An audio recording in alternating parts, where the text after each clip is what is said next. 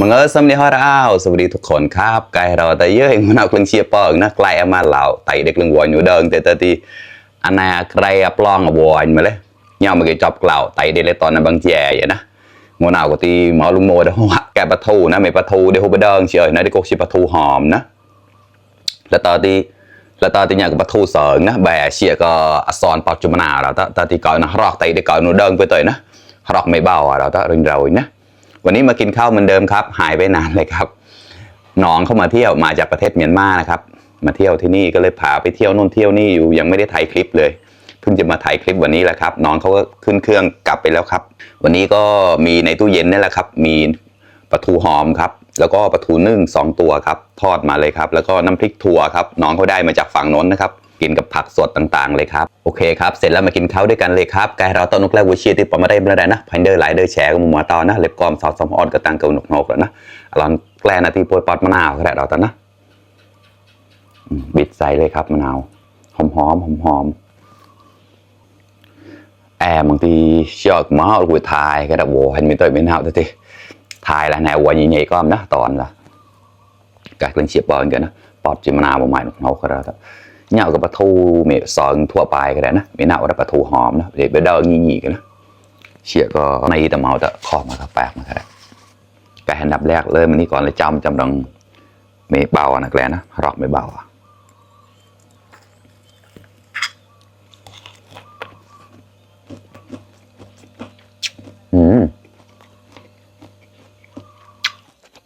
อร่อยน้ำพริกถั่วครับถั่วลิสงเอามาก่อน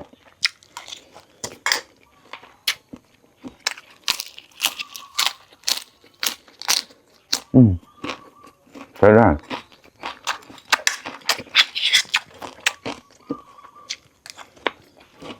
เปียเปิงแล้วก็แอมเปิงแขวะหรือกูเสีย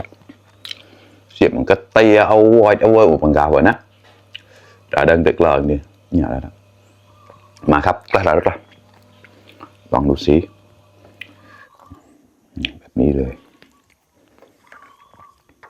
กระดาษละมาครับ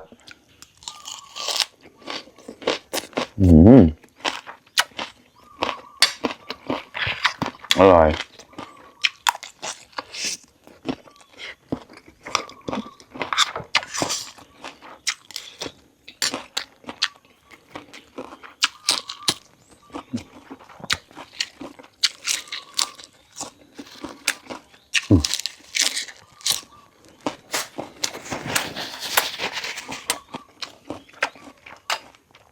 พออีกกระป๋องเนี่ยคลุกใส่ข้าวเลยครับ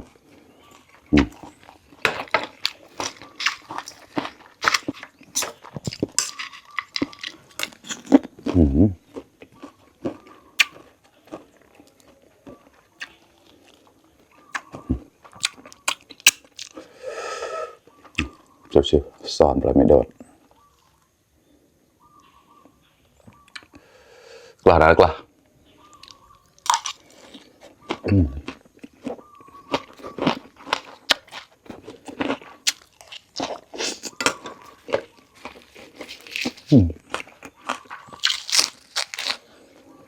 เรา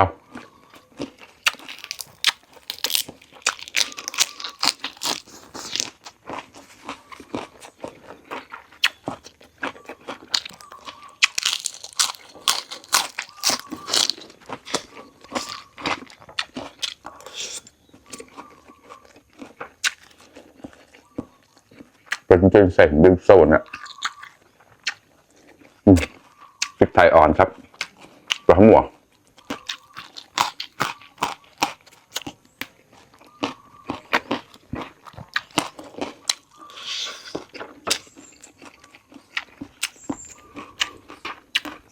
อร่อยมากแช่เฮียชิบเดิมนะ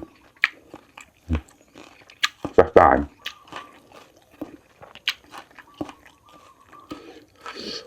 กล้า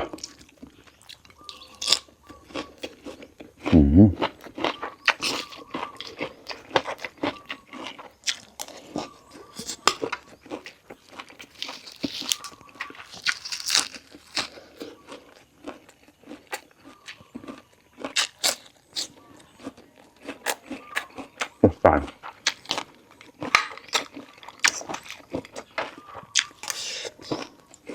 แควะแควะสดรูโมเราแล้วซอสเก่านี่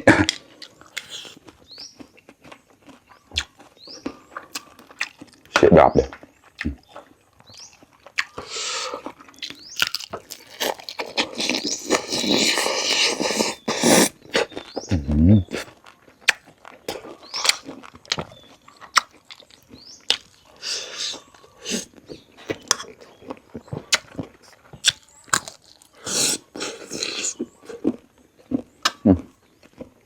จอม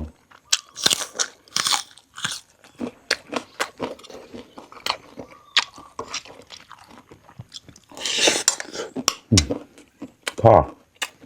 เดี๋ยวป้อนกันแอบวอนมันชื่อกูเสียปากชื่อ10 ล้านสำดงสมอยไปนะแอร์ด่าแอร์แบบหมอตอดกระเป๋าเขาเปิดเปล่าเกาอยู่ตัวใดมือก็ได้ตัวใดมือก็ได้แบบพวกมาบดเลยนี่ปลาทูสอนนะอันนี้ปลาทูนึ่งครับมาทอดไม่ใช่ปลาทูไม่ใช่ปลาทูหอมครับ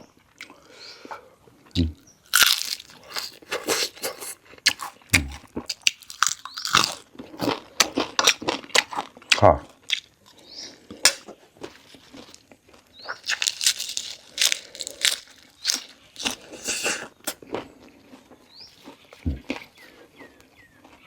จะสอนกรอบสตาร์น้ำพริกถั่วหนำ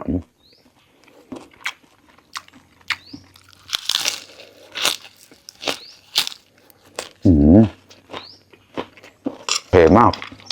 อร่อย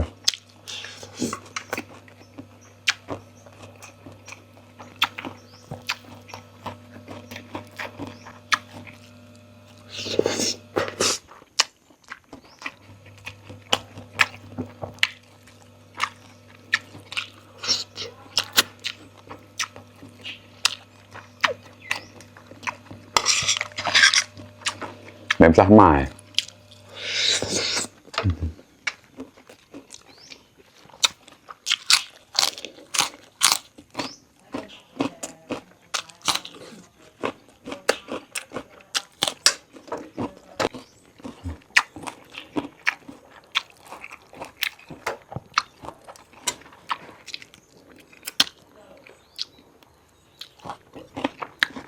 เดี๋ยวตักแจ้วแหละเราได้เราสิปล่อยเงินเจาะมาเกยกบมาครับมากินข้าวด้วยกันครับตักข้าวแล้วมากินด้วยกันเลยครับจุนปองเงินเจี๊ยกำเจาะละ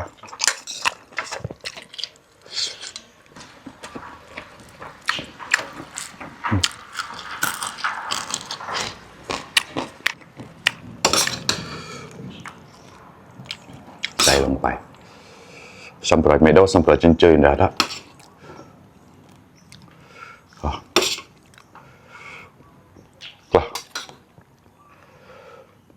มาครับคำโตโต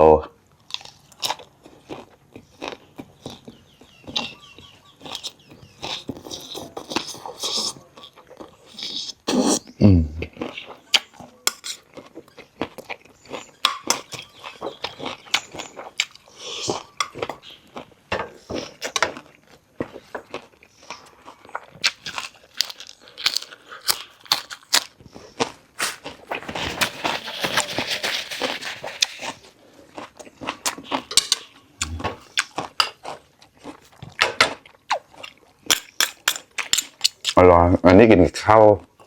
ไข่เจียวก็ได้นะครับโรยลงไปน่าจะเข้ากันอยู่ครับ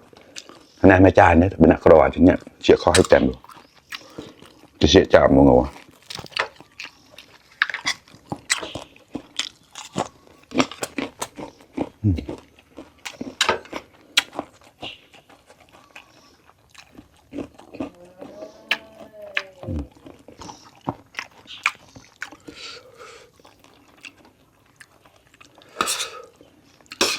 สมเตาสมเจ้าน่ะเราได้เยอะ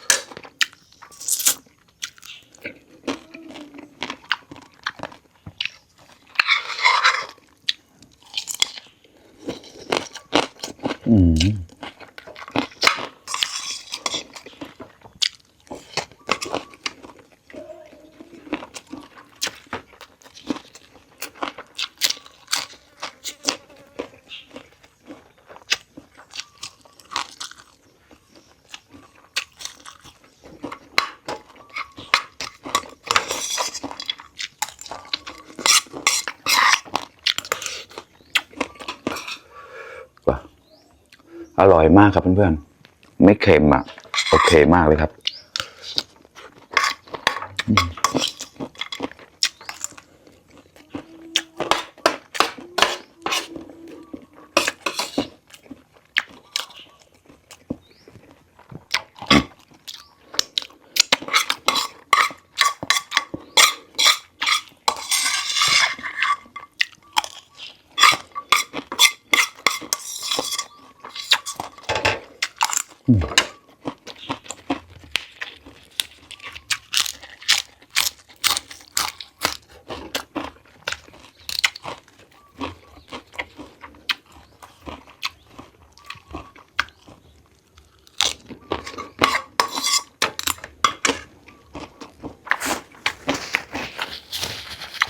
อร่อยมากแล้วได้แล้วเหมือนกันไอ้วันนะปองกูเลยพี่ปองเอ้ยเด้อเจ้าห้องมันก็ชี้ปองชอบปลอดโมตารามาดึงแฟอุคอแล้วนะเนาะเสียปั๊มหนักแล้วโอเคครับเพื่อนๆอิ่มไปอีก1 มื้อแล้วครับอร่อยมากๆเลยครับขอบคุณเพื่อนๆที่เข้ามารับชมทุกคนนะครับตั้งกนก็รอเลยเปิดซัมฮอดเราแต่นะเลยกอมสาวซัมฮอดก็ตั้งกนดาวบ๊ายบาย